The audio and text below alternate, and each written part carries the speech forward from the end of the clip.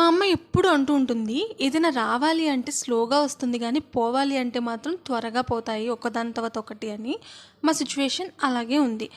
ఇంతకీ ఇప్పుడు ఎక్కడికి బయలుదేరుతున్నాం అని చెప్పాను కదా, పోవాలి అంటే ఒక్కొక్కటిగా పోతాయని. మొన్న ఫ్యాను, ఈరోజు ఫ్రిడ్జ్ అనమాట.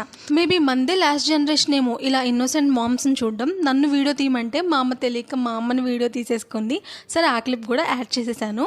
ఫైనల్ షోరూమ్కి అయితే వచ్చేసాము. కిందంతా టీవీస్ చూసారా ఎంత పెద్దగా ఉన్నాయో స్క్రీన్స్.